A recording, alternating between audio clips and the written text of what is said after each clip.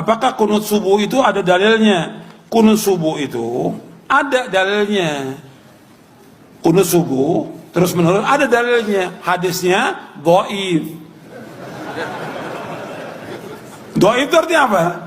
Lemah. Lemah itu boleh dipakai atau tidak? Nggak boleh dipakai. Begitu. Hadisnya ada dhaif. Kalau dhaif nggak boleh dipakai. Bahkan ada sahabat bertanya, seorang anaknya dari sahabat bertanya, wahai ayahku, engkau pernah sholat di belakang Abu Bakar, belakang Rasulullah SAW, Abu Bakar, Umar, Uthman, Ali, radhiyallahu ajma'in. Apakah mereka kunut subuh? Dijawab oleh bapaknya, ai bunayya muhdatsun, wahai anakku, kunut subuh itu muhdats. Apa makna muhdats?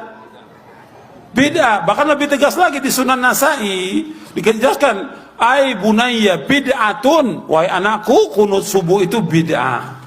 Kalau bid'ah nggak boleh kita ikut. Sekarang kalau kita sholat di belakangnya orang yang kunut subuh, ya kita memperbanyak baca pujian kepada Allah. Bisa kita baca Rabbana lakal hamdu terus kita ulang-ulang sampai 10 kali nggak ada masalah.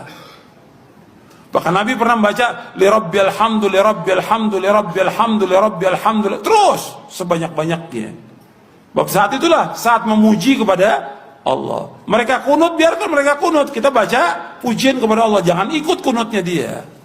Tapi kalau dia sujud, wajib ikut karena kita bermakmum dengan imam. Nggak boleh kita menyalahi imam. Tapi ketika dia berbuat beda, nggak boleh kita ikut bid'ahnya. Jelas? Kemarin banyak persoalan-persoalan tentang kunut. Kunut itu bid'ah katanya, Ustaz. Begini. Anda boleh punya pendapat, tapi Anda jangan lupa ada ragam pendapat dari para ulama. Maaf ibu bapak sekalian, keterangan hadis kunut itu bid'ah terdapat di hadis ada An-Nasai, ada juga di Al-Bukhari. Turunkan semua hadisnya. Anda tahukah Anda periwayat hadisnya itu juga kunut? Imam An-Nasai mazhabnya Syafi'i, beliau kunut. Imam Al-Bukhari mazhabnya Syafi'i, beliau kunut. Saking objektifnya beliau riwayatkan tentang sahabat yang tidak kunut. Kenapa beliau tidak kunut? Karena dalam hidupnya tidak pernah melihat Nabi kunut. Sahabat ini, tapi kan yang lain banyak sahabat juga.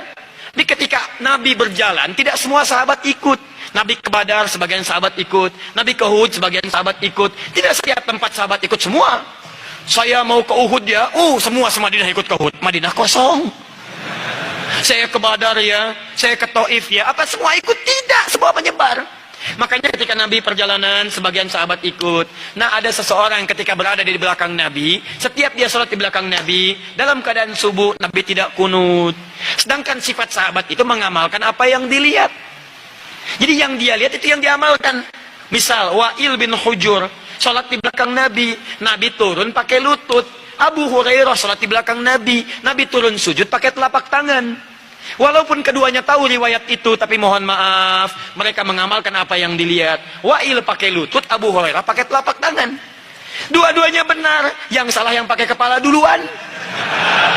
Belum apa-apa sudah ramai kepalanya, ini bid'ah, ini salah, ini. Itu, muka Anda dari ujung kepala sampai ujung kaki bid'ah tuh. Kenapa? Karena Anda tidak belajar hadis dengan ilmunya. Ini yang tidak kunut di belakang Nabi karena dia sholat di belakang Nabi, Nabi nggak kunut. Tapi ada sebagian sahabat sholat di belakang Nabi, Nabi pernah kunut.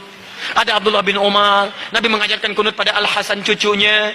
Dari situ disimpulkan oleh ulama. Apa kesimpulannya? Yang mau kunut silahkan. Maka Imam Malik kunut, kunutnya sebelum ruku disirkan. Imam Malik itu Masya Allah, anak sahabat besar. Anas bin Malik, lahir anaknya Malik bin Anas, 93 Hijrah, lahirnya di Madinah, tumbuh di Madinah, besar di Madinah, jadi mufti di Madinah, wafat di Madinah, dikenal dengan Imam Madinah, Darul Hijrah, Imam Madinah kunutnya sir.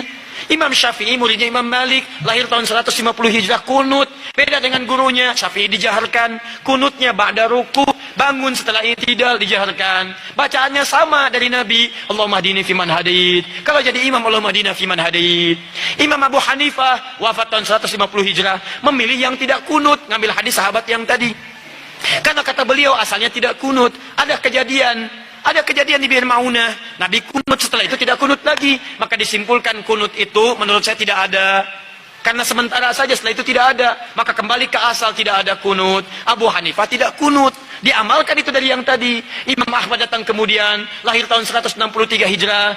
Imam Ahmad muridnya Imam Syafi'i, Syafi'i muridnya Imam Malik. Imam Malik masa yang sama dengan Imam Abu Hanifah, wafatnya duluan Abu Hanifah. Apa yang terjadi dengan Imam Ahmad? Kata Imam Ahmad, saya ambil yang pertengahan, tengah-tengah saja. Ini kunut jahar, ini tidak kunut. Saya ambil tengah-tengah. Apa tengah-tengahnya? Nabi kunut saat ada peristiwa besar membutuhkan doa. Sebelumnya tidak kunut. Saat ada peristiwa itu beliau kunut. Setelah itu tidak kunut lagi. Menurut pemahaman Imam Ahmad bin Hanbal. Maka saya simpulkan kunut itu saat ada peristiwa besar saja yang butuh doa. Peristiwa besar butuh doa namanya nazilah. Maka dikenal dengan kunut nazilah.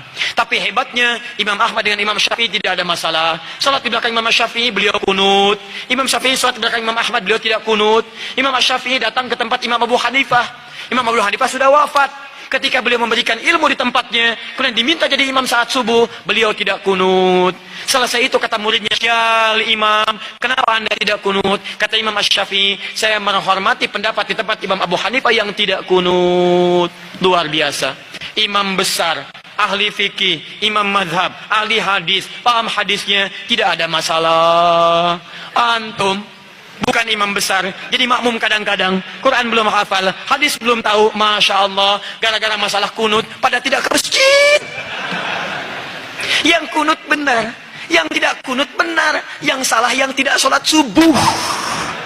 Tuh, ini masalahnya. Jadi kalau guru-guru bersanad itu enak. Silakan, Imam Malik wafat di Madinah, tapi mazhabnya menyebar di Libya, Tunisia, Maroko.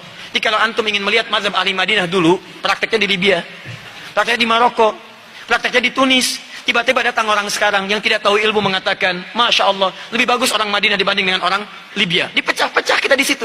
Padahal dua-duanya bagus. Madinah sekarang, mazhabnya Ahmad bin Hanbal, datang belakangan. Yang dipraktekkan di Madinah dulunya mazhab Imam Malik, datang Imam Syafi'i, dipraktekkan Imam Syafi'i. Sekarang, maaf, yang pimpin itu mengambil mazhab Imam Ahmad bin Hanbal, dipraktekkan di dalamnya, dipraktekkan mazhab Imam Ahmad bin Hanbal. Kalau Anda ingin melihat Madinah tempo dulu, pergi ke Libya, pergi ke Tunisia, pergi ke Maroko, pergi ke Aljazair, itulah mazhab Imam Malik di sana. Kalau ingin melihat kekinian, pergi ke Saudi, ada di Ummul Qura, ada di Madinah, ada sekitarannya mazhab Imam Ahmad bin Hanbal. Kalau ingin Imam Asy-Syafi'i, pergi ke Mesir, pergi ke Syria. Kalau ingin lihat Imam Abu Hanifah, pergi ke mana? Ke Pakistan, ke India, sebagian Cina. Kalau ingin melihat keempat-empatnya, Abu Hanifah, Malik, Asy-Syafi'i, Ahmad bin Hanbal, pergi ke Indonesia. Jangan pergi kemana-mana.